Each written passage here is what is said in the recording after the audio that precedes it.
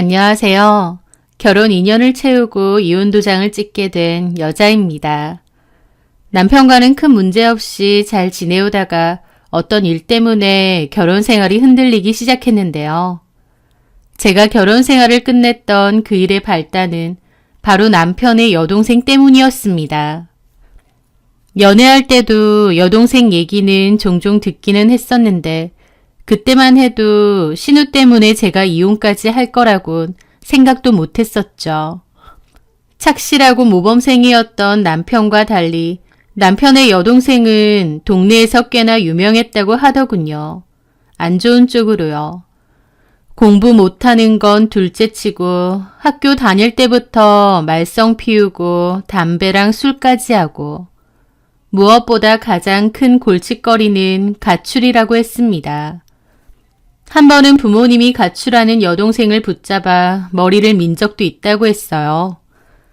저는 TV에서 악동 이미지의 연예인들이나 그런 에피소드를 얘기하는 걸 봤지 실제로 가출하다가 머리 밀렸다는 얘긴 처음 들어봤습니다. 그런데 그때 머리 밀린 일로 오히려 여동생은 더 보란듯이 가출하고 더욱 집에 안 들어왔대요. 보름 넘게 집을 나갔다가 경찰서에 있는 걸 데리고 온 적도 있다고 했습니다. 매도 때려보고 화도 내봤지만 그럴수록 여동생은 더 엇나가고 더 과감해지더랍니다. 그래서 그때부터 남편 부모님은 역으로 여동생이 해달라는 거 해주고 비위를 맞춰주는 식으로 작전을 바꿨다고 했습니다. 괜히 건드리면 확 집 나가서 얼마나 엉망으로 살지 모르겠다 싶으니 어르고 달래서 가출만은 못하게 했다는 거죠. 보통은 고등학교 다닐 때 그러고 살아도 나이가 들면서 철이 들면 정신을 차리기도 하잖아요. 그런데 신우는 아니었답니다. 나이가 점차 들어가는데도 사람 본성 쉽게 안 바뀌는지 여전히 가족들에게는 큰 골칫덩이였던 거죠. 성인이 되고 나서는 자기가 하고 싶은 거 해달라고 부모님을 들들 볶는 일이 많았다고 했습니다. 처음에는 승무원을 하겠다면서 승무원 학원을 간다고 하고 거기에 몇백을 들였답니다. 하지만 그마저도 두어 달 다니다가 안 맞는다며 때려쳤고 그 뒤에는 갑자기 네일샵을 차려달라, 카페를 차려달라며 자영업을 하겠다고 했답니다.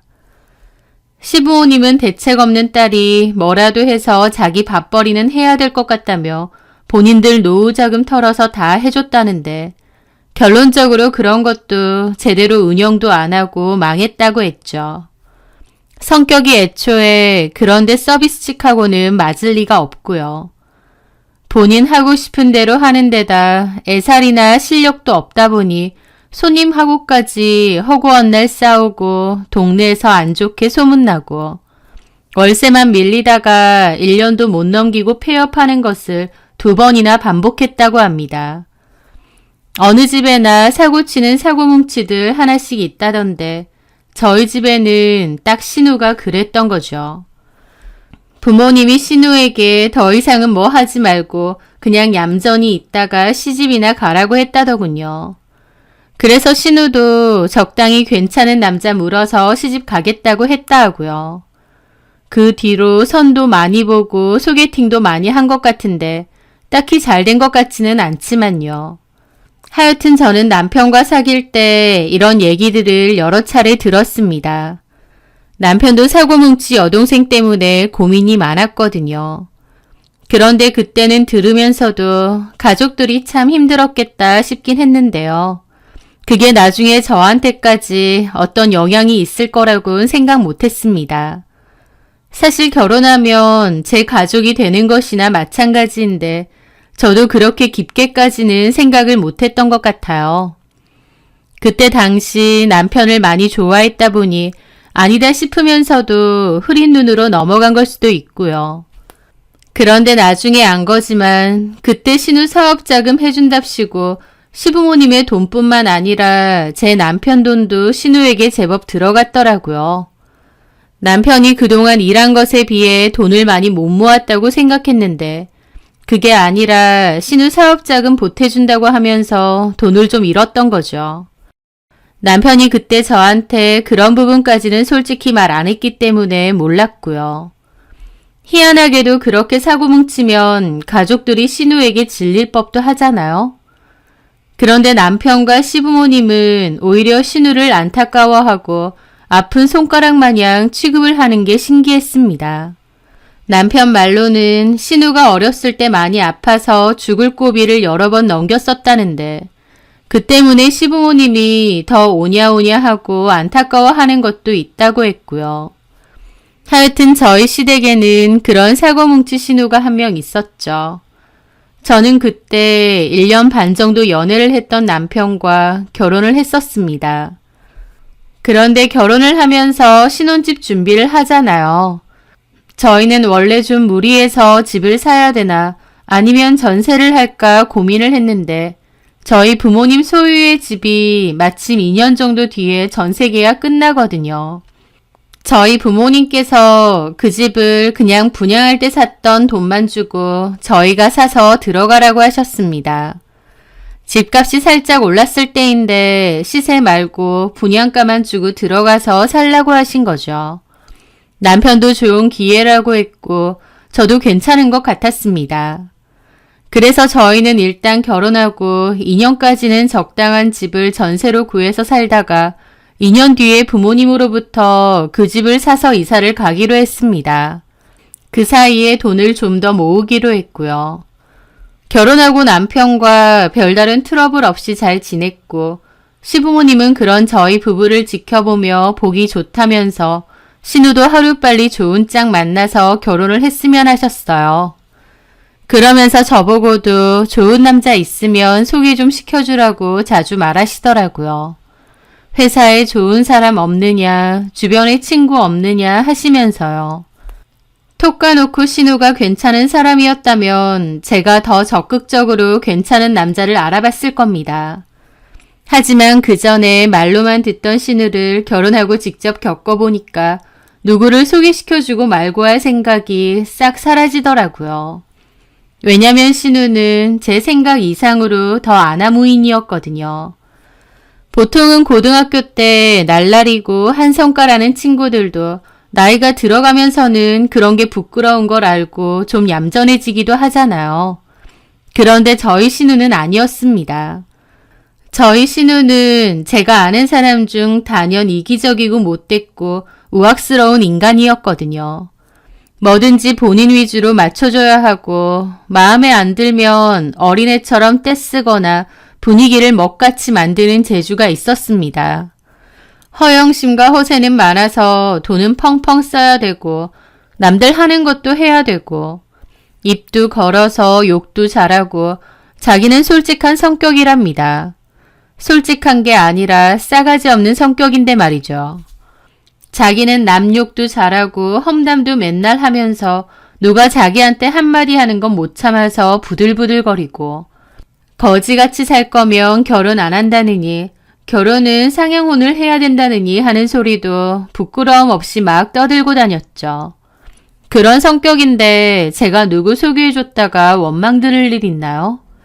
그래서 어머님이 주변에 괜찮은 남자 있으면 신우 소개 좀 시켜주라고 할 때마다 주변에 미혼 남자가 별로 없다고 적당히 둘러대고 말았죠. 그런데 어느 날이었습니다.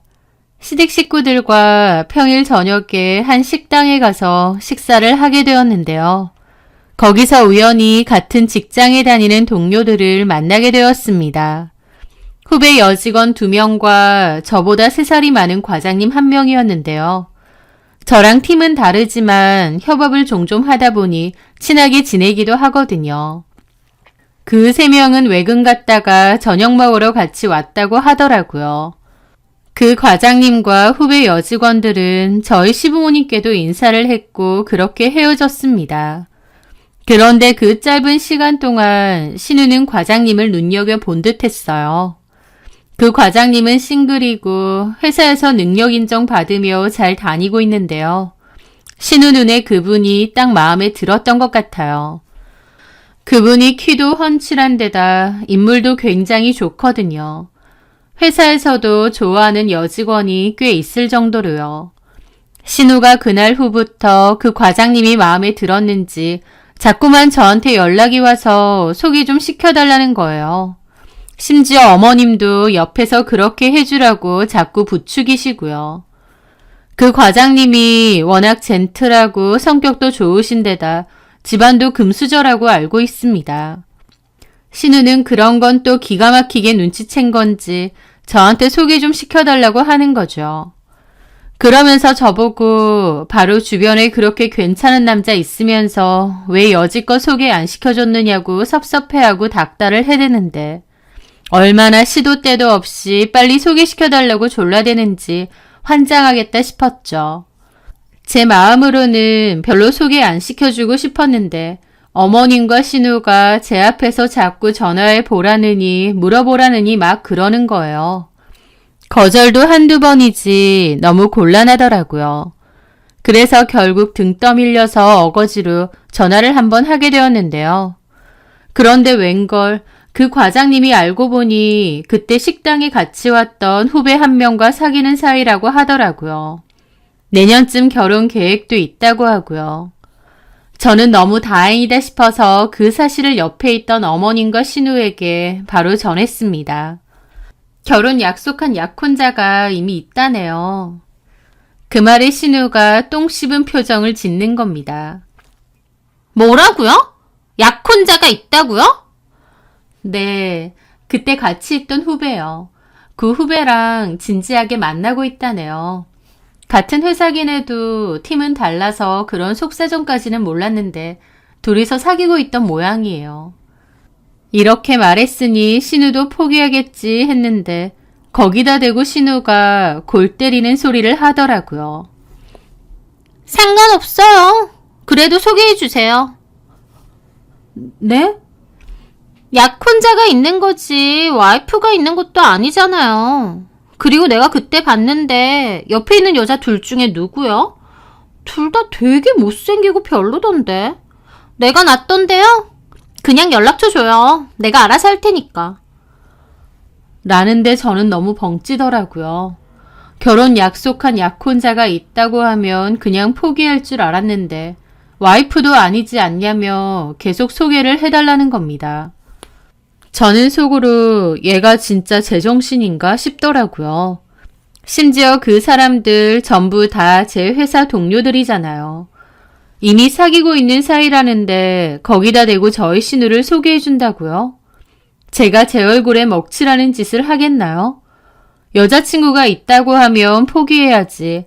막무가내로 소개해달라는데 너무 어이가 없으니 말문이 턱 막히더라고요. 옆에 어머님도 그건 좀 아니다 싶은지 수경아, 그건 좀 아니다. 뭐가 아닌데? 맞잖아. 둘이 결혼한 것도 아닌데 뭐. 그래도. 어쨌든 언니 연락처를 그냥 저 주세요. 제가 알아서 한다니까요. 아니 아가씨, 결혼할 여자친구가 있다잖아요. 게다가 그 사람들 다 제 회사 동료분들이라니까요. 그러니까 결혼할 거지 결혼을 한 건 아니잖아요. 제가 알아서 할게요. 그 남자 완전 제 이상형이란 말이에요. 그리고 언니 잘못도 있어요. 내가 뭘요? 주변에 괜찮은 남자 없는지 우리 엄마가 여러 번 물어봤죠? 그때마다 뭐라고 했어요? 없다면서요. 아니 있는데 왜 없다 그래요? 그럼 너 같은 거 소개시켜주고 내 주변 사람들도 다 떨어져 나갈 일 있니? 라고 쏘아붙이고 싶은 걸 겨우 참았습니다. 어쨌든 안 되는 건 안 돼요. 이런 식으로 막무가내로 몰아붙이지 마세요. 뭐라고요? 막무가내요? 안 된다고 했으면 그만이지 왜 이렇게 때를 써요? 언니, 말 다 했어요? 내가 무슨 어린애예요? 때를 쓰게? 라면서 저를 죽일 듯이 노려보는데 무섭더라고요. 무슨 일진 양아치인 줄 알았고 저도 순간 쫄아서 눈빛을 피했습니다. 어머님도 적당히 하라고 하고 말리더라고요. 신우는 지 기분 상했다고 획 방으로 들어가 버리던데 속으로 쌍욕을 얼마나 내뱉었을지 몰라요. 그런데 진짜 기함할 일은 따로 있었습니다. 도대체 언제 본 건지도 모르겠는데 신우가 제 핸드폰에서 그 과장님 번호를 알아낸 거였어요. 저는 그날 시댁에서 점심 먹고 금방 일어나서 갔는데 제가 잠깐 화장실 간 사이에 그랬는지 어쨌는지도 모르겠네요. 저는 신우가 제 폰에서 몰래 그 과장님 연락처를 훔쳤는지 어쨌는지 까마득히 몰랐으니까요. 그러다가 너무 황당한 전화를 받게 되었어요. 그 과장님이 제 개인 폰으로 전화가 와서 왜 자기 번호를 신우한테 주느냐고 곤란해하며 따지는 겁니다. 자기는 분명 여자친구 있다고 하지 않았냐면서요. 그 말에 저는 기함을 했죠. 그게 무슨 소리예요, 과장님? 제가 과장님 번호를 저희 신우한테 줬다고요? 아니, 연정씨. 그렇게 안 봤는데 왜 사람 곤란하게 만들어요? 연정씨가 번호 줬다던데 그 신우라는 분이 직접 전화가 와서. 제가요? 아니에요. 제가 미치지 않고서야 어떻게 그러겠어요. 그럼 연정씨 신우라는 분이 제 번호를 어떻게 합니까? 전화 받을 때 옆에 지영이도 있었는데 어찌나 곤란하던지. 지영이도 화 엄청 났어요. 연정씨한테 서운해하고요. 아니에요. 저 정말 안 그랬어요. 일단 제가 알아보고 다시 전화할게요. 기가 막히더라고요. 저는 신우한테 전화해서 혹시 내 폰에서 연락처 빼갔느냐 따졌습니다. 신우는 처음에 그런 적 없다고 박박 우기는 거예요. 자기가 더 난리치면서요. 그러면 어떻게 알고 전화를 했느냐 소리를 지르니까 처음에는 뭐 그 남자가 사실 몰래 자기한테 명함을 줬다느니 말도 안 되는 거짓말을 하는 겁니다. 저는 화가 머리 끝까지 나서 그 일을 저희 남편에게도 말하고 시부모님에게도 말했어요. 그런데 남편도 신우한테 전화해서 따지긴 했는데 더 화딱지 나는 게 전화 끊고 저한테 고작 한다는 말이 자기 폰에 번호가 보여서 그냥 외웠대. 훔쳐보고 그런 건 아니래. 그게 중요해? 결혼 앞둔 사람이고 내가 안 된다고 했는데 왜 전화하느냐고. 내가 뭐가 돼? 너무 마음에 들어서 그랬대. 자기가 한 번만 봐줘. 오수경 철딱선이 없고 불도저인 거 자기도 잘 알잖아. 아가씨, 아니 네 동생 진짜 미친 거 아니야? 아무리 그래도 미친 거 아니냐면 좀 그렇다. 팔은 안으로 굽는다 이거야? 네 동생한테 혼쭐 내야 되는 거 아니냐고. 진짜 환장하겠더라고요. 남편도 제 앞에서는 자기 동생 때문에 환장하느니 어쩌느니 하면서도 정작 꼼짝을 못합니다. 아니 시댁 식구들 전부 다 그래요. 미운 놈 떡 하나 더 주는 정도가 아닙니다.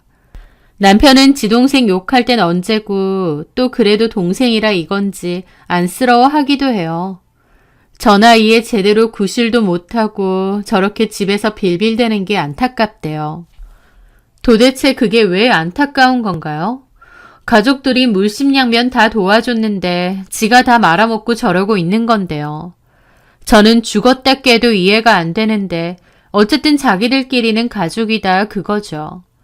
하여튼 저는 그 선배와 후배까지 같이 만나서 그런 일 없다고 쩔쩔매며 하나하나 다 설명까지 해야 했습니다. 그게 얼마나 민망하고 부끄러웠던지. 제가 겨우 과장님과 지영씨에게 해명을 하고 나서 오해가 풀렸어요. 어쨌든 그 일은 그렇게 지나갔는데 신우는 그 뒤로 반성 하나 없고 저한테 사과 한마디가 없었습니다. 오히려 사실 그 과장이라는 남자 별 볼 일 없는 남자였다면서 자기는 더 괜찮은 남자를 만날 거라면서 그 선배를 후려치고 제가 유난이었다는 식으로 얘기를 하더라고요. 거기다 대고 어머님은 옆에서 신우에게 그렇게 하라면서 더 괜찮은 남자 만날 수 있다고 부채질하고요. 저는 그 일로 신우와 시부모님에 대한 감정까지 정말 안 좋아졌고 저거는 정말 미친년이다. 어지간해선 상종하지 말자 생각하며 살았죠. 그런데 그 일이 있고 반년 정도 지났을까요? 남편이 대뜸 저한테 신우가 갑자기 결혼을 한다는 거예요. 남자는 누구냐니까 남편이 한다는 말이 희한하더라고요. 신우가 만나는 남자가 엄청 비밀이 가득한 남자라면서요. 그게 뭔 소리야? 수경이가 그러는데 만난다는 남자가 하면서 알려주는데 처음 그 얘기를 들었을 때 저는 너무 어이가 없어서 코웃음이 났습니다. 그게 말이 돼? 그걸 믿어? 진짜래. 사진도 다 보여주고. 남편이 뭐라고 했냐면요. 신우가 만난다는 남자친구가 누구나 알만한 대기업 후계자의 숨겨진 아들이라는 겁니다. 한마디로 신우 남자친구의 어머니가 그 대기업 후계자의 숨겨진 첩이라는 거죠. 신우 남친은 캐나다에 살고 있다고 했는데 그 캐나다도 그 후계자가 몰래 보내준 거랍니다. 그 얘기를 듣는데 어처구니가 없었죠. 도대체 아가씨는 어떤 남자를 만나고 다니는 거야? 너무 이상하잖아. 사기꾼 아니야? 무슨 사기꾼이란 말을 어디다 갖다 붙여? 당신까지 왜 그래? 아니 설령 그렇다 쳐. 그게 뭐가 그렇게 대단해? 재벌이나 마나 제대로 인정도 못 받는 첩의 아들이라는데 그게 뭐 대단한 거야? 좋은 거야? 공식적으로는 인정은 못하지만 그래도 그 아버지가 따로는 챙겨주는 것 같더라고. 무슨 드라마 찍어? 당신은 진심으로 그걸 다 믿어? 아, 진짜라니까. 믿고 말고 할 게 어딨어. 강서방이 집안 사정이 그렇다는데. 기가 막혔죠. 남편까지 왜 이러나 싶었습니다. 그런데 그 후로 신우는 그 남자에게 받았다면서 명품 가방, 명품 지갑, 명품 구두를 막 자랑하기 시작하더라고요. 또 그 남자가 타고 다니는 차가 엄청 고가의 흔하지 않은 외제차라고도 하고요. 그 남자는 현재 캐나다에서 살고 있다고 했습니다. 첩의 자식이니만큼 한국 땅에서 살기 어려워서 캐나다에서 산다고 하더라고요. 그런데 신우 남친은 한국에 와서 살고 싶어 해서 한국에서 사업을 하려고 왔고 현재 사업 준비 중이라고 했습니다. 한마디로 사업 준비 중인 거지 제대로 된 사업을 하는 것도 아니었어요. 그럼에도 신우는 자기 남친이 사업가이고 부자라면서 엄청 의기양양해 했습니다. 게다가 시부모님도 엄청 좋아하시더라고요. 신우는 그 남자가 자기한테 푹 빠졌다면서 금방 결혼할 거라고 했습니다. 그리고 어쨌든 시어머니 될 사람이 캐나다에 있고 본가도 거기 있는 만큼 자기가 캐나다에 가서 신혼살림을 차릴 수도 있다는 소리도 했습니다. 그리고 지금은 자기 남친이 아들로 공식적인 인정은 못 받지만 그 아버지가 뒤에서 챙겨준다고 하면서 신우 남친이 사업가로서 오롯이 능력을 인정받으면 나중에 그 기업의 계열사 하나 정도는 물려받을 수 있다는 소리까지 하는 겁니다. 제가 듣기론 말도 안 되는 소린데 그걸 남편이고 시부모님이고 신우고 다 진지하게 믿더라고요. 그런데 가족 모두가 그렇게 믿다 보니 저도 어느 순간부터 진짠가 싶을 때도 있습니다. 세상에는 참 다양한 가정사가 있으니까요. 신우가 만난다는 남자 이름이 강준호였는데 어머님은 결혼도 전에 강서방이라고 부르시면서 너무 좋아하시더라고요. 신우가 그 남자를 인사시킨다고 시댁에 데리고 왔고 저도 처음 보게 되었습니다. 그런데 차가 정말 흔하지 않은 고가의 외제차이긴 하더라고요. 그 남자는 좀 파리하고 날카롭게 생긴 인상이었고 말수도 적고 싹싹한 편은 아니었습니다. 그런데 옷은 명품으로 도배를 했더라고요. 시부모님은 막 호들갑 떨며 어서 오라고 하고 자리에 앉으라고 막 그러시고요. 그리고 이런저런 질문을 하시는데 그 남자는 막 저희 시부모님께 잘 보이고 싶어하고 어려워하고 그런 느낌은 없었습니다. 게다가 저희 시부모님이 너무 질문을 많이 하니까 그 남자가 좀 불편한 기색을 하기도 했고 신우가 눈짓으로 그만 얘기하라고 하고요. 보니까 천하의 신우도 그 남자한테는 쩔쩔매더군요. 하여튼 그 남자는 성격 자체가 거만해 보이고 도도해 보였습니다. 싹싹하거나 말을 막 능수능란하게 잘하지 않았기 때문에 오히려 사기꾼 같은 느낌이 좀 덜하긴 하더라고요. 그렇긴 해도 여전히 의심스럽긴 했지만요. 하여튼 말을 많이 하진 않았는데 대강 들어보니 캐나다에서 인기 있고 경쟁력 있는 요식업 사업이 있는데 그걸 자기가 정식 계약해서 한국에 런칭할 준비를 한다고 하더라고요. 아직 크게 성공은 못했지만 자기는 사업으로 꼭 크게 성공을 해서 아버지에게 보란듯이 자신의 능력을 보여주고 싶다는 소리도 하고요. 가정사에 대해서 말하기 싫은 척 하면서도 은근하게 먼저 자꾸 얘기를 하는 겁니다. 저는 그 상황 속에서 이게 무슨 시트콤인가 싶을 정도로 뭔가 이상했어요. 그런데 뭐에 홀린 것처럼 시부모님, 신우, 남편은 다 그 남자 말에 귀 기울이고 맞춰주고 그러더라고요. 뭐 재벌 후계자에 숨겨둔 아들이니 뭐니 그런 건 둘째치고 대화를 이어나갈수록 좀 이상하다는 느낌이 자꾸만 들었습니다. 왜냐면 그 자리가 신우의 남자친구를 소개받는 자리잖아요. 그런데도 신우 남친은 자꾸 본인 사업에 관한 얘기를 하고 투자할 것을 권유하기도 했거든요. 원래도 이상했는데 들을수록 더 이상했던 거죠. 그래서 저는 들으면서도 적당히 리액션만 해주고 말았는데 저희 남편이나 시부모님은 그 사람의 말이 몹시 관심 있다는 듯 주의 깊게 듣고 질문하고 그러는 거예요. 무슨 느낌이었냐면 여동생 남자친구 보러 간 게 아니라 사업 설명회 간 것처럼요. 그러더니 저희 남편은 나중에 사무실도 한번 가겠다고 하고요. 하여튼 그날의 만남이 그렇게 끝나고 집으로 가는 길에 남편과 신우의 남친에 대해서 얘기를 했습니다. 그런데 저는 그 남자에게서 사짜 느낌을 강하게 느꼈는데 남편은 저랑은 정반대더라고요. 직접 만나보니 신우 남친이 생각보다 더 괜찮아 보인다는 겁니다. 그러면서 자기 여동생이 남자를 잘 잡은 것 같다고까지 하고요. 정말 괜찮아? 나는 좀 이상하던데. 뭐가 이상해? 막 그럴싸하게 말은 하는데 가만 들어보면 앞뒤도 안 맞고 헛소란 말도 많고 좀 이상하지 않았어? 게다가 여자친구 가족들 소개받는 자리인데 자기 사업 얘기를 그렇게 길게 하고 투자 권유까지? 그런데 제 말에 남편의 표정이 엄청 안 좋아지더라고요. 원래 남자들은 좋은 투자권 있으면 서로 얘기하고 그래. 이제 가족들 사이인데 당연히 얘기할 수 있는 거 아니야? 당신이 하고 싶은 말이 뭐야? 뭐 사기꾼 같은 거 아니냐 그런 말이야? 아니, 그렇다는 말이 아니라 근데 저 사람이 진짜 그 기업가에 숨겨진 아들이 확실하긴 해? 오, 그렇다니까? 그걸 뭘로 믿어? 아, 믿긴 뭘 믿어. 개인 가정사가 그렇다는데. 그걸 뭐 증명이라도 해야 돼? 증명해야지. 일반적인 사람도 아닌데. 수경이가 사진도 다 받고 연락하는 것도 다 들었대. 그 기업가랑 연락한 걸 봤다고? 통화도 했대. 정말? 그래.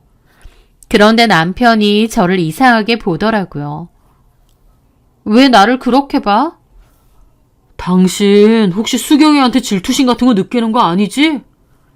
뭐라고? 내가 왜? 아니, 신우가 돈 많고 잘 나가는 남자랑 만나면 좋은 건데 자기가 너무 시비 걸듯이 얘기하니까. 내 말은 정말 돈도 많고 잘 나가는 사람이 확실한지 모르겠으니까 그러는 거잖아. 그만 좀 하자.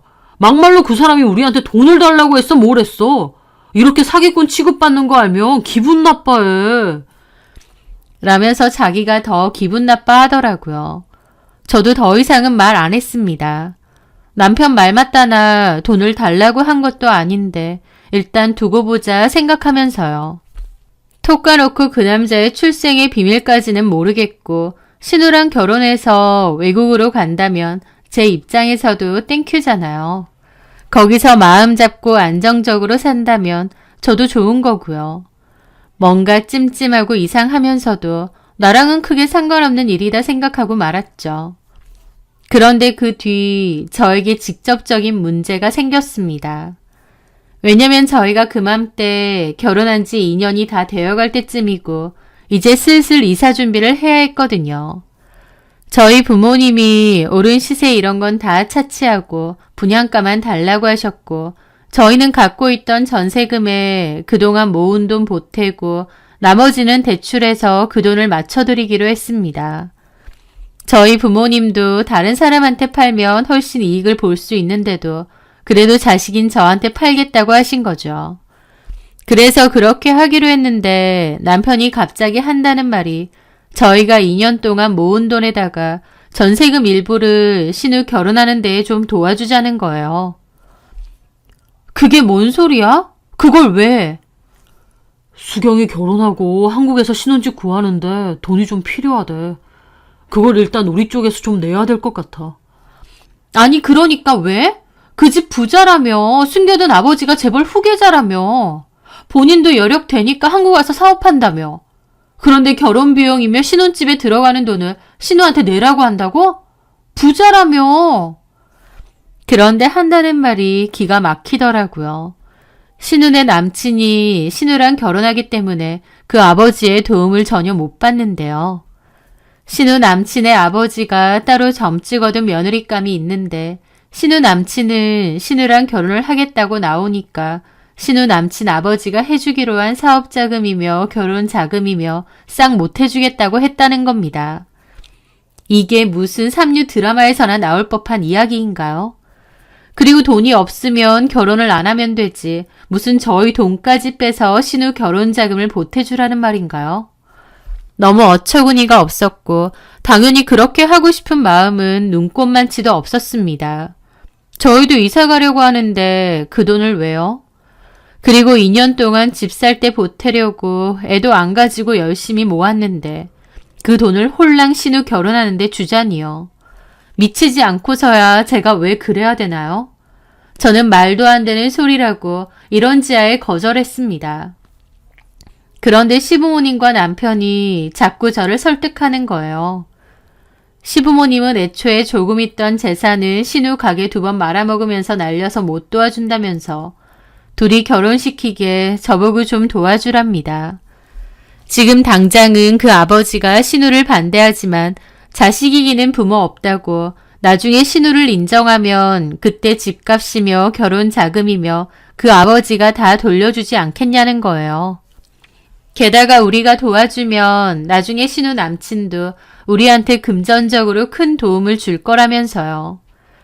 애초에 그 아버지라는 사람이 진짜 그 기업의 후계자가 맞는지도 모르겠고 도움받을 생각도 없습니다. 그런데 나중에 돌려줄 테니 저희 전세금까지 털어서 신우 결혼자금 보태라는 게 말인가요? 저는 절대 안 된다고 했습니다. 남편에게도 2번 얘기할 필요도 없이 안 된다고 했어요. 정말 말도 안 되는 제안이라고 생각했는데 남편이나 시부모님은 진심이더라고요. 제가 그렇게 못한다고 하니 진심으로 저에게 서운해하고 좋은 기회를 놓친다고 생각하는 겁니다. 한 치 앞도 못 본다느니 어쩌느니 하면서요. 저는 남편에게 제발 정신 좀 차리라고 차라리 신우 남친에 대해서 뒷조사라도 해보라고 했습니다. 내가 볼 땐 너무 사짜라고 다들 속고 있는 것 같다고요. 그런데 남편은 오히려 사짜가 그 비싼 차를 끌고 다니고 신우한테 그 비싼 명품 가방들을 주냐면서 신우랑 결혼하는 것 때문에 그 아버지라는 사람과 사이가 좀 틀어졌다 뿐이지 자리만 잘 잡으면 나중에 그 아버지가 돈으로 섭섭치 않게 도와줄 거라고 하는 겁니다. 심지어 남편은 신우 남친이 한국에서 런칭한다는 사업의 설명회도 가봤대요. 자기가 따로 알아보니 진짜 캐나다에서 핫한 거고 한국에 들어오면 인기 많을 거라고 하면서요. 저는 TV 뉴스나 시사 다큐 같은 거 볼 때요. 사이비나 다단계 같은 거에 끔뻑 속아 넘어가는 사람들을 보면서 왜 주변 가족들이 못 말리지? 생각한 적이 있거든요. 그런데 직접 당해보니 딱 그 느낌이더라고요. 제가 뭐라고 하든 안 듣습니다. 제 남편과 시부모님에게 신우 남친은 놓칠 수 없는 기회 같은 존재였어요. 내내 말썽 부리고 돈 까먹는 집안의 골칫덩이 신우. 그런 신우가 데리고 온 남자인데 알고 보니 재벌 후계자의 숨겨진 아들이라고 하고 신우를 그 남자에게 결혼시키면 나중에 콩고물도 떨어질 것 같은데 저는 협조를 안 해주고 그런 상황인 겁니다. 제가 남편에게 정신 차리라고 하면 남편은 오히려 제가 신우를 질투해서 안 도와주려고 한다는 식이더라고요. 나는 당신이 이해가 안 돼. 지금 좀 도와주면 나중에 강서방이 오죽 우리 챙겨주겠어? 아니, 그 사람을 뭘 믿고 자꾸 그러냐고. 어렸을 때부터 그 아버지가 캐나다 와서 찍은 사진 다 보여주더라. 그런 것까지 거짓말이게? 그런 거야 속이려면 얼마든지 속일 수 있는 거 아니야?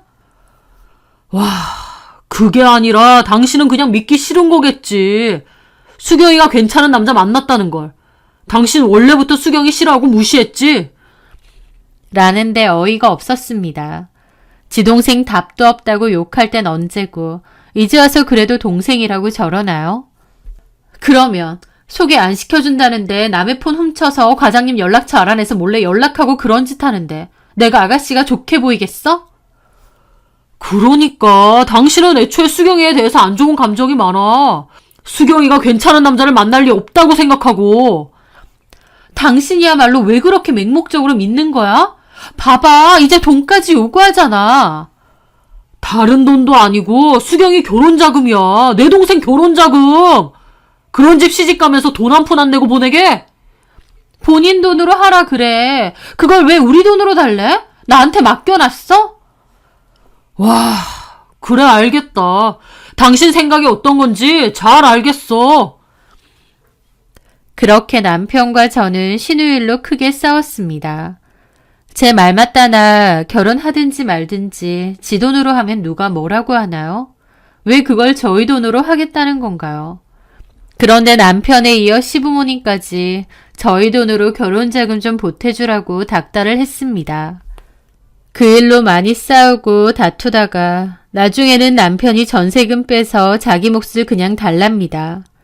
전세금에서 반은 자기 몫인데 저더러 네가 뭔데 내 돈 가지고 네 돈처럼 주네 못 주네 하냐는 겁니다.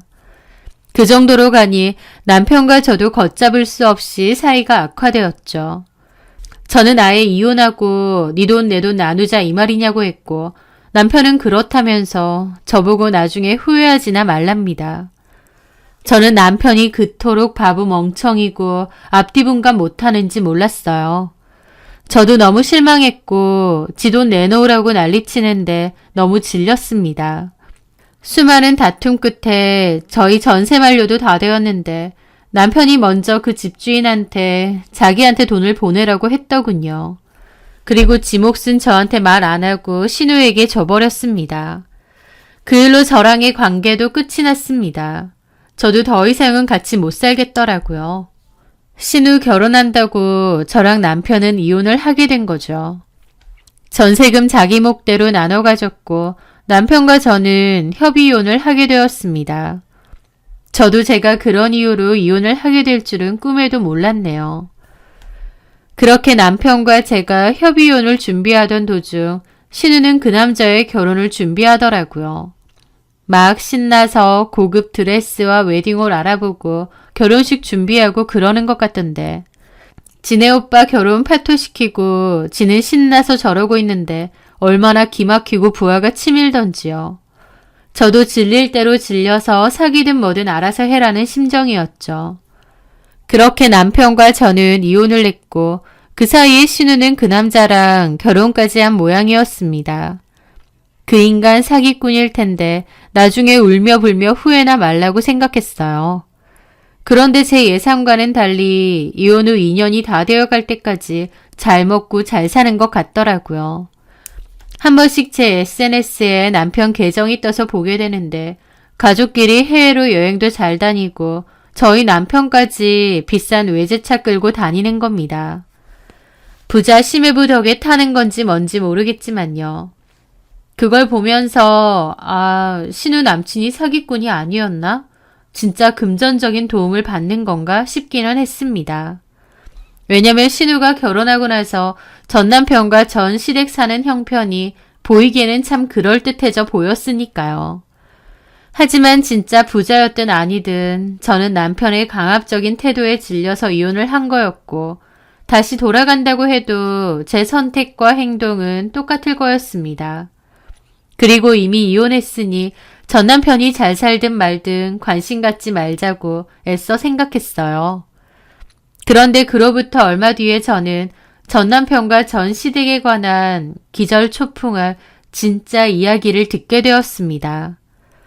잘 먹고 잘 사는 줄 알았던 신우와 신우 남편, 그리고 제 전남편과 시댁 식구들이 줄줄이 경찰서에서 사기 혐의 조사를 받는다는 것이었죠. 저도 남편을 아는 지인으로부터 들은 얘기였는데 그 지인도 놀라서 얘기를 해주더라고요. 사기라니 뭔 소리냐니까 정확히는 신우 남편과 신우가 주변에 사업 투자 사기를 치고 다녔고 제 전남편과 시부모님도 공범 혐의를 받고 있다는 겁니다. 신우 남편은 당연한 소리지만 그 재벌 후계자의 숨겨둔 아들도 아니었어요. 아예 상관없는 남남이었는데 다만 얼굴 생김새나 풍기는 이미지가 굉장히 비슷하다고 하더라고요. 그래서 자기가 그 후계자의 아들이라고 우기기로 한 것 같고 아예 본격적으로 사기를 치려고 했는지 사진이니 뭐니 합성하고 다 속인 거였습니다. 신우 남편은 캐나다에서 예전에 살았던 건 맞는데 이미 한국에 온 지도 꽤 됐대요. 캐나다에서 학교도 제대로 졸업 못하고 스시집에서 일했었답니다. 그러다가 무슨 문제가 생겨서 한국으로 도망치듯이 온 것 같은데 한국에 온 지 꽤 됐으면서도 캐나다에서 온 지 얼마 안 된 것처럼 굴고 자기 아빠가 대기업 후계자라고 사칭하고 다니고 그랬던 거죠. 신우가 결혼하고 나서 진실을 알았는지 어쨌는지는 모르겠는데요. 중요한 건 신우 남편은 결혼하고 나서도 여전히 자기가 그 재벌 후계자의 숨겨둔 아들이라고 사칭을 하고 다녔고 사람들에게 사업 투자금을 뜯어내고 다녔답니다. 그러다가 그게 결국 덜미가 잡혀서 걸린 거죠. 그런데 그 조사 과정에서 보니 제 전남편과 전 시부모도 눈치챘으면서도 은근하게 동조해주고 도와줬다는 겁니다.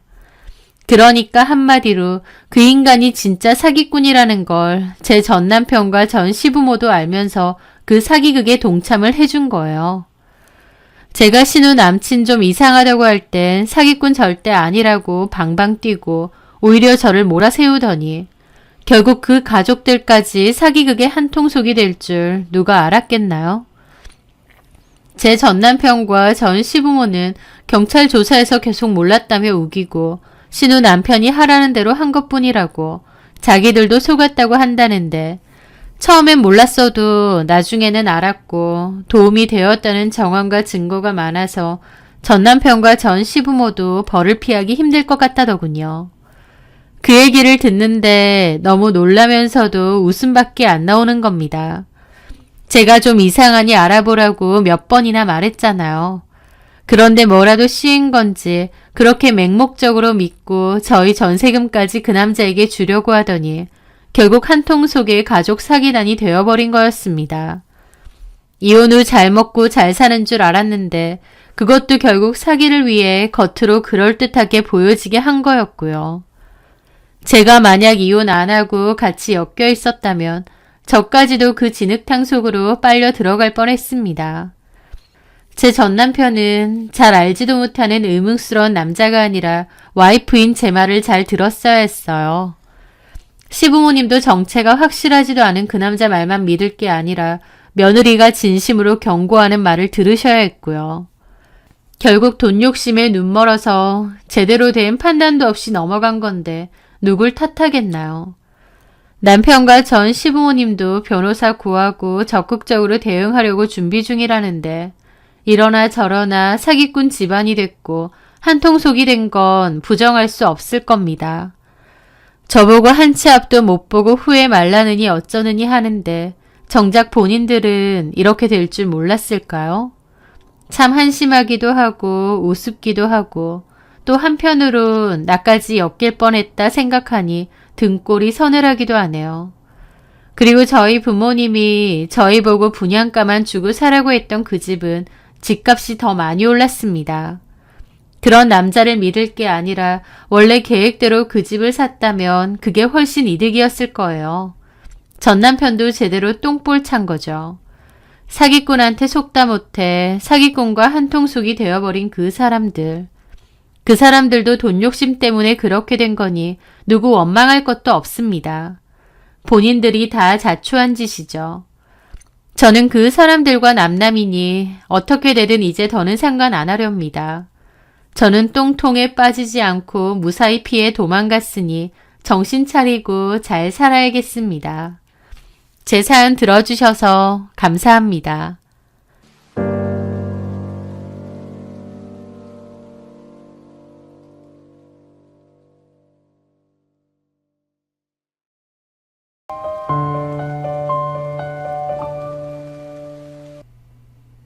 안녕하세요. 저는 재혼한 남편과 함께 광고 마케팅 회사를 운영하는 40대 여자입니다. 원래 다니던 회사를 그만두고 지금의 남편과 함께 회사 창업을 했는데요. 5년이 된 지금 매출도 꾸준하게 상승 중이고 직원들도 조금씩 늘어가면서 얼마 전에는 사무실도 좀 더 큰 곳으로 이전을 했습니다. 경기 불황 속에서도 이 정도 성장과 발전이 있다는 것만 해도 너무 감사하게 생각하며 일을 하고 있습니다. 저희 남편은 저에게 남은 평생을 함께할 동반자이자 사업 파트너이고 또 가장 친한 친구기도 합니다. 물론 한 번씩 의견이 안 맞아서 다툴 때도 있지만 그래도 서로를 가장 믿고 의지하며 잘 지내고 있어요. 사실 저는 이 결혼이 두 번째 결혼이고 첫 번째 결혼이 실패로 돌아갔을 때 다시는 결혼할 생각이 없었습니다. 첫 번째 결혼에서의 배신감과 상처가 너무 컸기에 앞으로는 그 누구도 믿을 수 없을 것 같았죠. 그런데 그런 저에게 지금의 남편이 나타났고 많은 고민 끝에 두 번째 결혼을 한 건데 지금은 너무 만족하며 행복하게 잘 지내고 있습니다. 처음 실패했다고 두 번째도 하지 않았다면 지금의 행복과 안정은 없겠죠. 첫 번째 결혼에서 소가리를 많이 했었는데 지금의 남편이 누구보다 제 마음을 이해해주고 알아줘서 그 상처가 빨리 아물게 된 것 같기도 합니다. 저는 원래 인과응보라는 말을 믿지 않았는데요. 몇 년 전쯤 전 남편의 근황을 듣게 되었습니다. 꽤나 놀라운 근황이었는데 사실 통쾌한 기분이 더 컸습니다. 여러분에게 우여곡절이 많았던 지난 첫 번째 결혼 사연에 대해 이야기해보려 합니다. 첫 번째 결혼을 했던 전 남편과 저는 연애는 3년, 결혼은 6년 정도였으니 거의 10년 가까운 세월을 함께했던 사이였습니다. 연애할 때 저는 회사원이었고 그 사람은 대학원을 다니며 교수를 목표로 하고 있는 사람이었습니다. 제 주변에서는 직업도 없고 돈도 없는 가난한 대학원생과 뭐하러 사귀느냐고 저를 말렸지만 저는 그 사람의 인간성과 가능성을 믿었습니다. 비록 돈은 없고 미래도 불투명했지만 순수하고 착한 사람이었어요. 그리고 자신의 미래를 위해 노력하는 성실한 사람이었죠. 저는 그런 점이 좋았습니다. 연애하는 동안 데이트 비용도 제가 주로 냈고 그 사람 필요한 옷이나 신발, 책 같은 것도 제가 많이 사줬어요. 누군가는 저에게 호구라고 할지언정, 헌신하면 헌신짝 된다고 경고할지언정, 저는 그 사람을 믿었고 사랑했고 저의 행동들이 희생이라고 생각지 않았습니다. 그 사람 역시 늘 저에게 너무나 고마워했고 제가 자기 인생에 나타난 한 줄기의 빛 같은 존재라고도 했어요. 사실 그 사람은 본가도 형편이 좋지는 못했습니다. 그래서 대학원이고 뭐고 당장이라도 취업해서 먹고 살 기반을 닦아야 할 사정이었지만 교수에 대한 꿈이 확고한 사람이었죠. 저는 그 남자와 가난하지만 행복한 연애를 했었고 연애 끝에 결혼도 하게 되었습니다. 예단, 예물 다 생략하고 단촐한 결혼식을 올렸고 작은 투룸에서 신혼을 시작했어요. 그럼에도 그때는 너무 행복했습니다. 멋진 신혼집, 최신식 가정 가구, 화려한 결혼식은 아닐지언정 사랑하는 사람과 함께 있고 미래를 꿈꿀 수 있다는 것만도 좋았어요.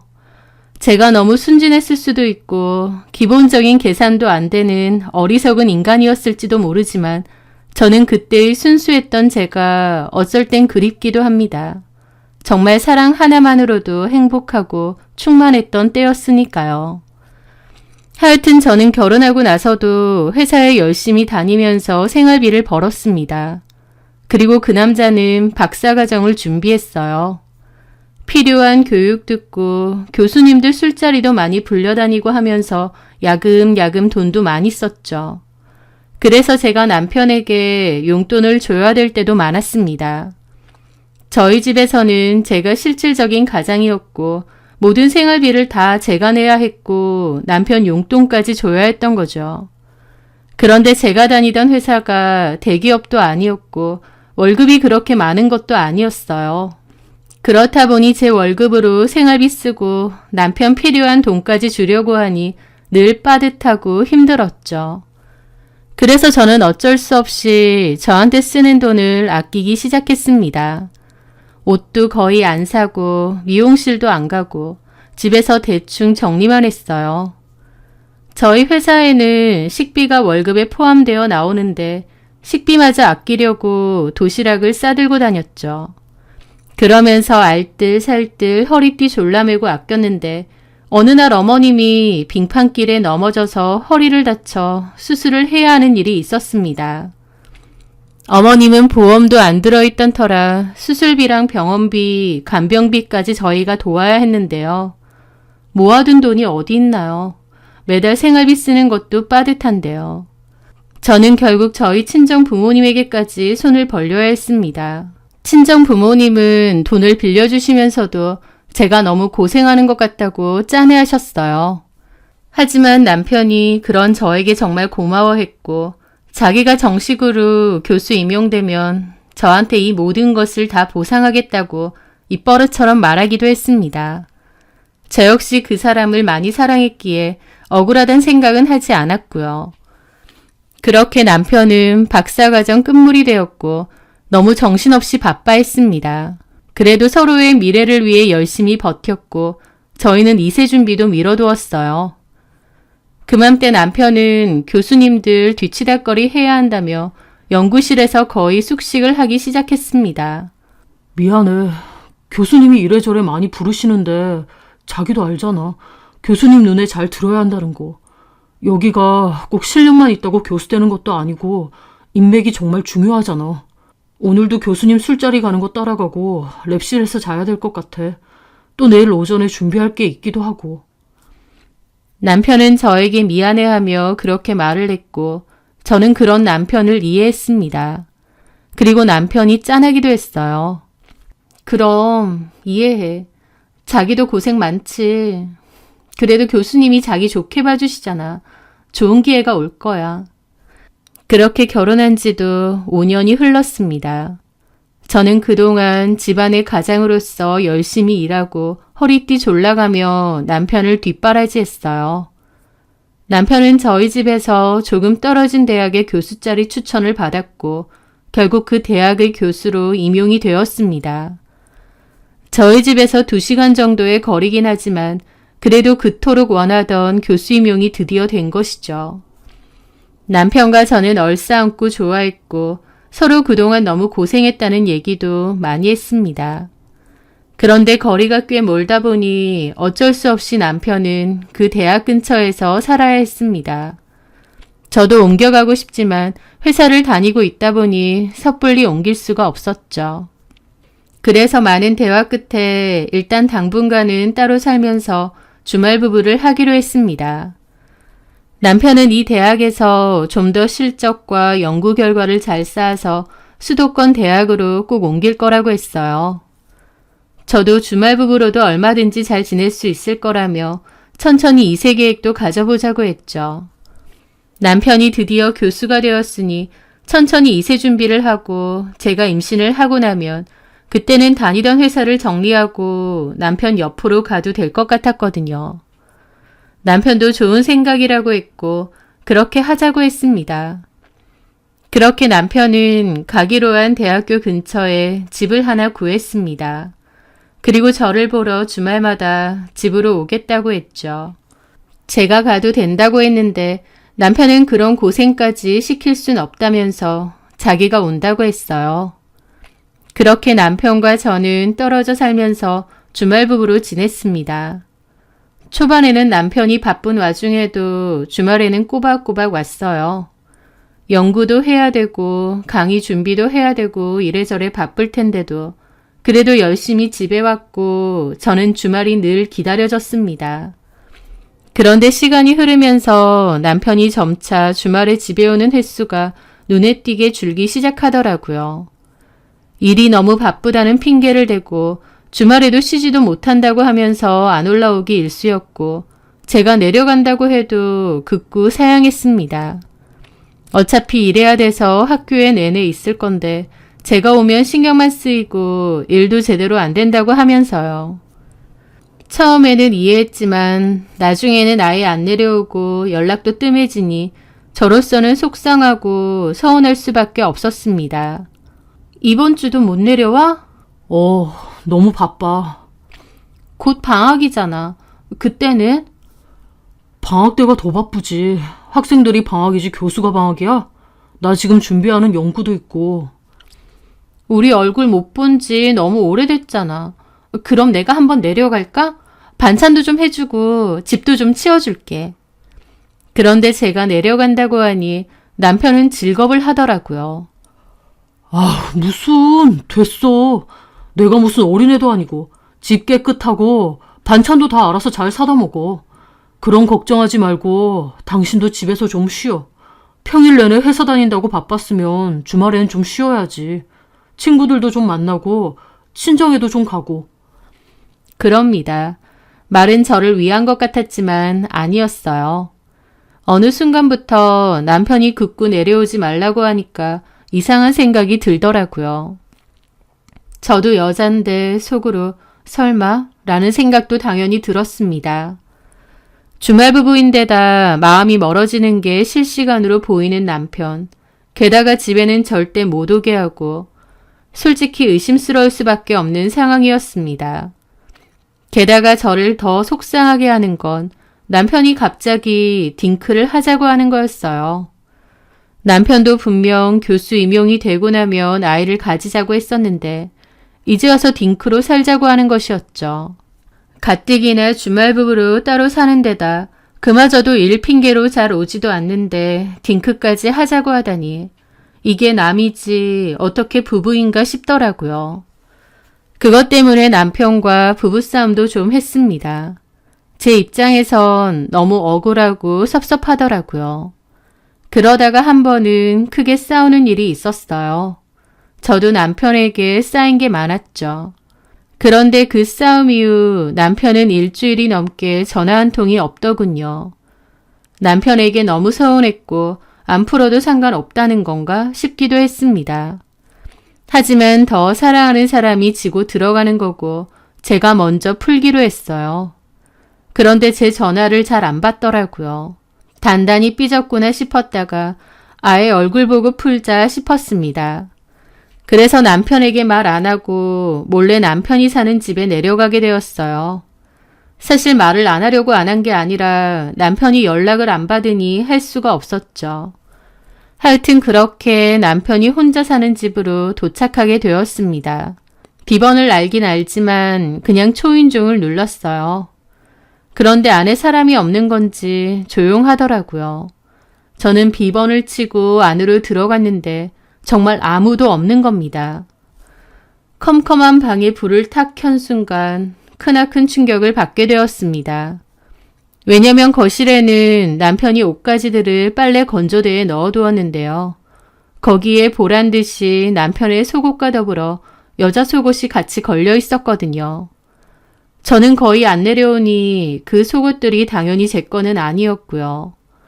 그걸 보는 순간 뇌정지가 오더라고요. 설마 했는데 이 집에 남편 말고 또 다른 여자의 물건이 있었던 겁니다. 저는 넋을 놓고 다가가서 그 속옷들을 봤습니다.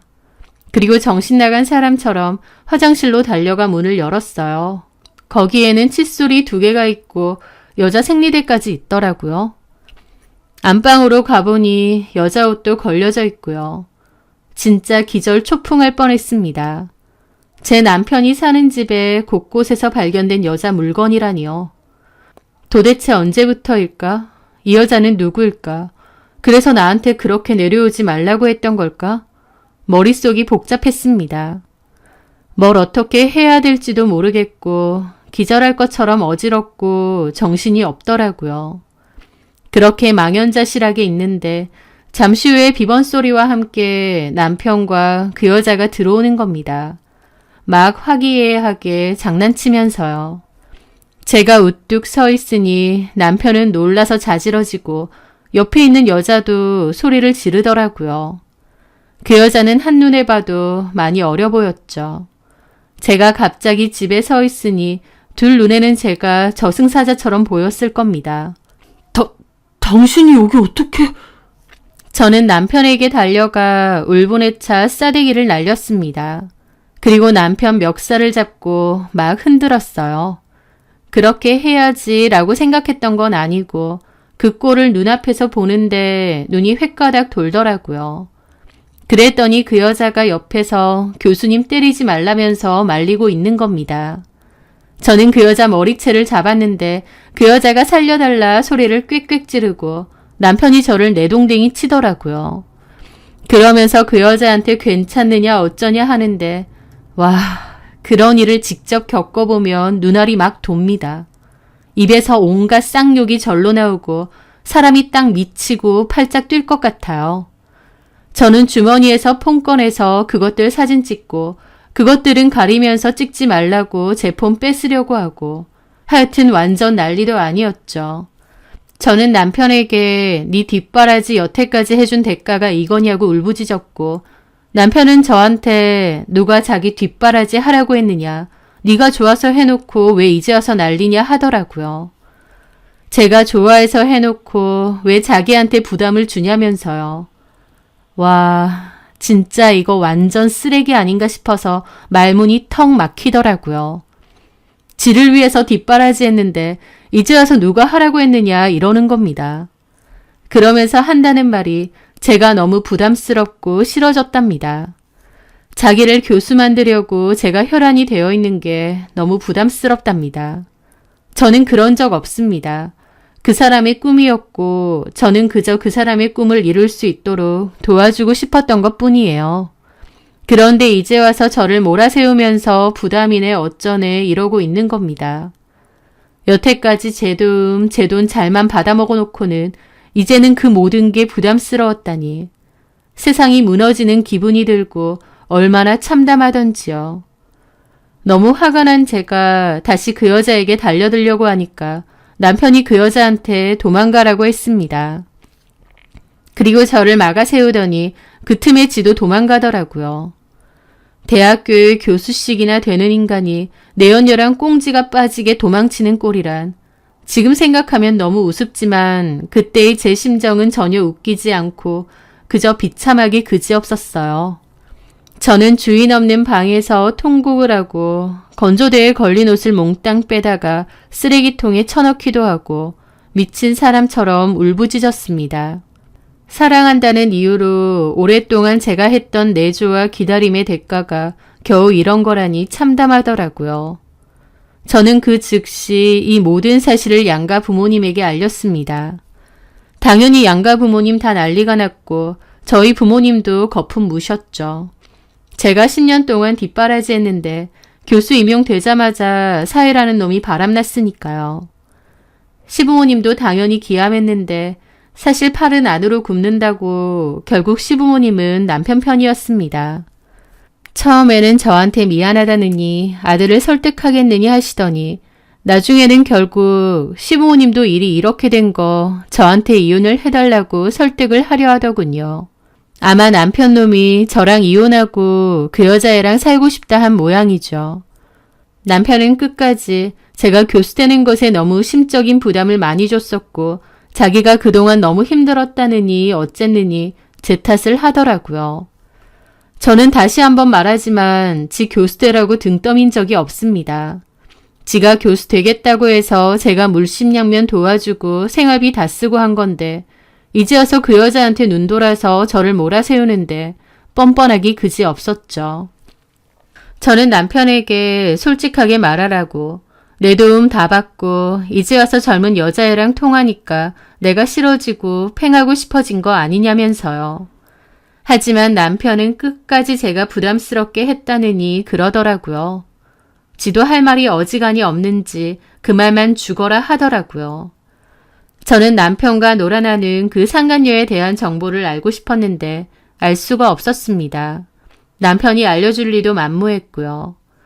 그래서 저는 따로 사람을 좀 썼는데 일주일도 안 돼서 둘의 불륜 증거 사진이며 그 여자에 대한 인적사항도 다 알려주더라고요.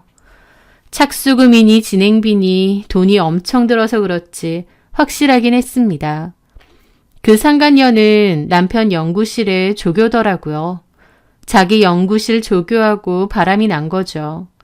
남편하고 그 여자하고 나이 차이가 13살인데 그 조교라는 애도 제정신은 아니었습니다. 저는 그렇게 확보한 그 여자의 연락처로 연락을 해서 이런 거 부모님은 다 아시냐 했습니다. 그랬더니 지도 성인이고 자기랑 알아서 해결할 일이지 부모님을 걸고 넘어지지 말라느니 어쩌느니 그러는 겁니다. 그러면서 교수님이 그동안 많이 부담스러워하고 힘들어했고 남편을 질리게 만든 건 제 탓도 있니 어쩌니 하는데 와, 이런 애가 나이 많은 유부남이랑 놀아나는 거구나 싶더라고요. 대학원생까지 할 정도면 공부를 그렇게 안 한 것도 아닐 텐데 공부머리랑 정신머리는 별개라는 것도 깨달았고요. 저는 어린 나이도 아닌데 한 행동의 책임은 받아야 되지 않겠냐고 하고 그 부모에게도 사실을 곧장 알렸어요. 그 부모는 학교 근처에서 가게를 운영하고 있었고 저는 그 부모에게 연락해 딸이 이러고 사는 걸 아느냐고 알렸습니다. 그 부모도 처음에는 말도 안 된다며 펄쩍 뛰었고 그 여자애한테 정신 차리라고 등짝도 좀 때린 것 같은데요. 결국 나중에는 어떻게 자기들끼리 얘기가 된 건지 저한테 연락해서 자기 딸 건들지 말라느니 뻔뻔하게 나오더라고요. 아주 저는 못돼 처먹은 마녀고 지들은 사랑만 하고 싶은 가련하고 불쌍한 연인인 척 하는데 그게 얼마나 역겨운지 모릅니다. 저는 이거 그냥 절대 못 넘어간다고 학교에 다 알릴 거라고 했습니다. 남편은 그렇게 하기만 해보라면서 자기도 가만히 있지 않겠다고 으름장을 놓았죠. 조용히 이혼 처리하면 되지 왜 일을 크게 만드냐고 하는데 웃기는 소리였습니다. 누구 좋으라고요? 그쯤 되니 저도 이판사판이었죠. 저는 고소당할 각오하고 남편과 그 상간녀의 불륜에 대해서 고발하는 대자보를 만들어 달아버렸습니다. 사진까지 다 붙여서요. 학교 측에서 미리 발견하고 몇 시간도 안 돼서 떼어버린 것 같지만 어쨌든 본 사람도 많고 그 사이에 난리가 났죠. 남편은 저한테 전화해서 쌍욕하고 고소하니 어쩌니 하고 학교에 소문 다 났다면서 그 여자애도 울고불고 난리가 났다고 하더라고요.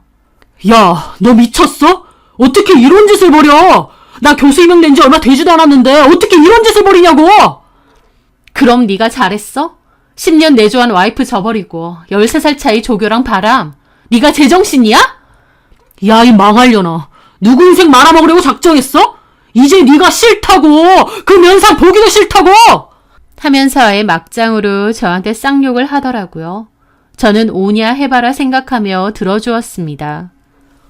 옷도 거지같이 입고 다니고 머리도 제대로 안 하고 그러면서 교수부인 되고 싶어서 눈 뒤집어가지고 사람 닥달하고 눈치 주고 나 너한테 정 떨어진 지 오래야.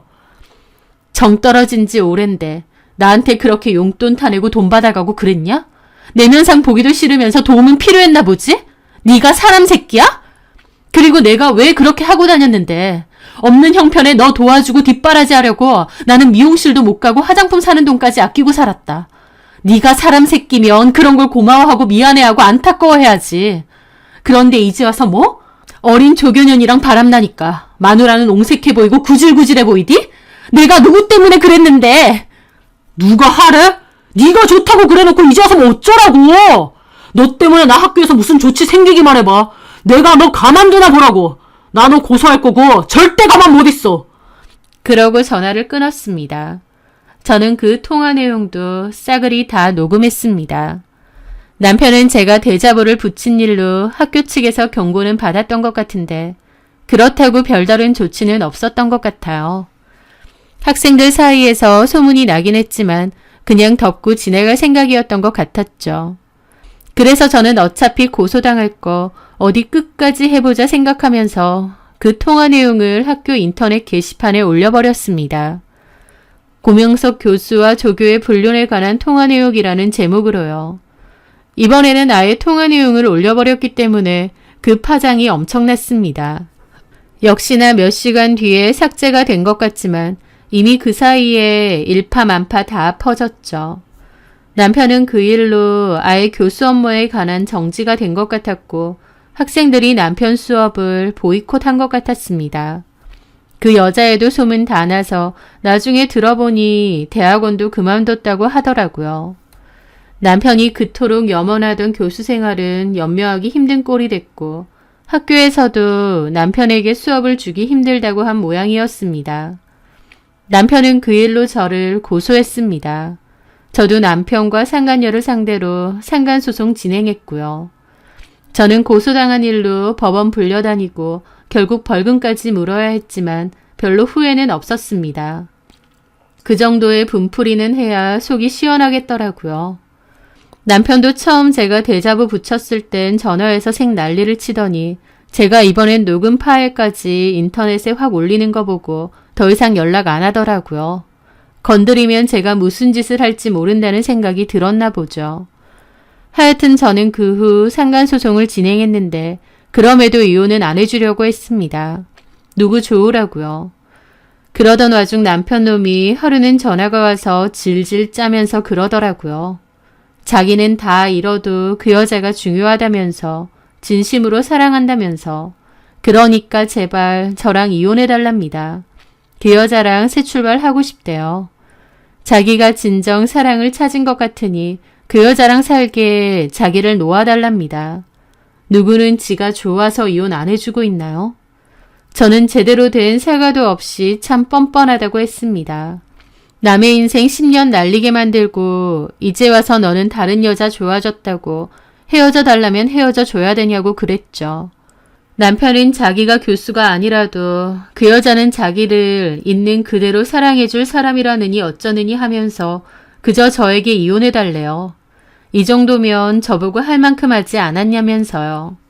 남편 놈은 끝까지 염치가 없고 뻔뻔했습니다.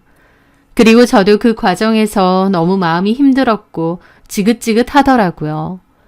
이런 인간을 그래도 남편이라고 사랑하고 헌신했던 제 지난 10년이 너무 아깝기도 했습니다. 그래서 저는 이혼을 해주기로 했어요. 지난 세월도 너무 아까운데 이런 인간하고의 부딪히는 앞으로의 시간도 너무 아까웠거든요. 저는 결국 상간녀 위자료 소송 승소해서 위자료 다 받은 뒤 이혼을 해주었습니다. 저 더러운 인간들, 나도 내 인생에서 깨끗이 지우자 싶었거든요. 그렇게 저는 그 남자와 이혼을 했습니다. 그 남자는 학교에서 쫓겨나고 그 여자애는 대학원 잘리고 저 나름대로는 복수를 했음에도 그래도 제 마음은 뻥 뚫린 것처럼 한동안 힘들더군요. 그런데요. 그래도 시간이 약이라고 시간이 흘러가면서 제 마음도 조금씩 추슬러졌습니다. 그리고 저는 회사를 그만두고 1년 정도 여행을 다녔어요. 그 위자료로 저만을 위한 시간을 실컷 보내기로 한 거죠. 그동안 남편 뒷바라지 한다고 저를 많이 돌보지 못했던 것 같아서 저를 돌보고 마음을 추스르는 시간을 충분히 가졌던 것 같아요. 남편을 사랑하는 마음으로 남편을 위해 헌신하고 뒷바라지 하는 것이 저에게 중요한 일이라고 생각했는데 남자한테 헌신해봤자 그 마음을 알아주지도 않고 결국 이렇게 됐구나 생각하니 허무하더라고요. 그래서 앞으로는 누군가를 위해 헌신하지 말고 내 스스로를 우선으로 챙기며 살아야겠다는 생각을 많이 하게 되었습니다. 그리고 다시 돌아와서는 창업을 시작했습니다. 나이가 있어서 재취업도 어려웠을 뿐더러 전부터 제 사업을 해보고 싶다는 생각이 컸거든요. 그 과정에서 전 회사에서 친하게 지냈던 동료와 함께 마음이 맞아 공동 창업을 하게 되었고 열심히 회사를 꾸려나갔습니다. 그리고 동업자로 열심히 일하던 그 남자는 시간이 흘러 지금의 제 남편이 되었고요. 저는 전 남편에게 당한 배신감이 커서 재혼은 전혀 생각이 없었는데 지금의 남편에게서 전 남편에게서 볼 수 없었던 의리와 책임감을 많이 보게 되었고 결국엔 지금의 남편이 되었어요. 어렵게 시작한 두 번째 결혼인데 마음이 잘 맞아 행복하게 잘 살고 있고요. 그러는 와중 전 남편의 소식도 듣게 되었습니다.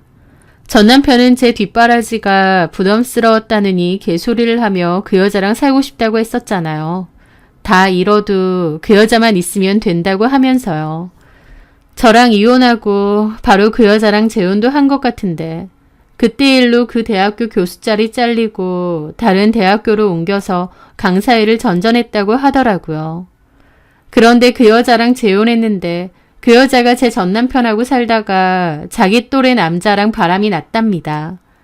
그렇게 구구절절하더니 재혼하고 1년 정도 지났을 때 바람이 났다고 하더라고요. 그래서 그 여자하고 전남편하고는 한바탕 이혼 소송하고 난리치다가 헤어졌다고 했습니다. 전남편은 2번의 이혼을 한 셈이죠. 그 얘기를 전해 듣고 전남편 꼬라지가 너무 우스운 겁니다. 자기한테 부담을 주지 않는 여자라느니 그 여자랑 있으면 아무것도 필요 없다느니 저를 무슨 미저리 취급하고 이혼해달라고 했었잖아요. 그런데 그것들의 그 사랑이라는 게 얼마나 하찮은 것이었는지 재혼하자마자 그런 일이 있었고 전 남편은 2번째 이혼까지 하게 된 것이죠. 그토록 원하던 교수 임용 되자마자 딴짓하고 결국 손가락질 당하면서 학교에서도 쫓겨나고 사랑이니 뭐니 하더니 그 여자한테도 배신당한 처지가 되고 전 남편의 꼬라지가 얼마나 비참하고 우습던지요. 부부 사이에는 애정도 중요하지만 의리와 도의도 중요하잖아요. 본인 혼자서 잘나서 잘된 것 마냥 저와의 도의를 쓰레기통에 처박아 버리더니 그 마지막 꼬라지가 참 볼만하더라고요. 제가 지금 남편과 재혼해서 사업 잘 진행하면서 잘 산다는 건 전 남편도 들은 것 같더라고요. 지를 위해서 헌신한 저를 볼품없는 아줌마, 부담스러운 미저리 취급하더니 이 결과에 어떤 표정을 지었을지 좀 궁금하긴 합니다. 비록 결혼 생활 동안 헌신했던 것들에 대한 보답은 얻지 못했어요. 하지만 어쨌든 제가 할 수 있는 최선의 복수와 분풀이는 다 했던 것 같고 또 지금의 제가 행복하니 이거면 충분하다 생각합니다. 지금의 남편을 많이 사랑하지만 그렇다고 헌신하고 살지는 않으려 해요. 가장 중요한 건 저고 저를 아끼고 사랑하고 보듬으며 사는 게 제일 중요하다는 걸 많이 느꼈거든요. 그리고 제 스스로를 가장 아끼고 사랑해 주어야 다른 사람도 사랑할 수 있다는 걸 깨달았고요. 상처 많은 결혼 생활과 이혼이었지만 그만큼 깨달은 것도 많으니 인생 공부 제대로 했다고 생각하렵니다. 제 사연 들어주셔서 감사합니다.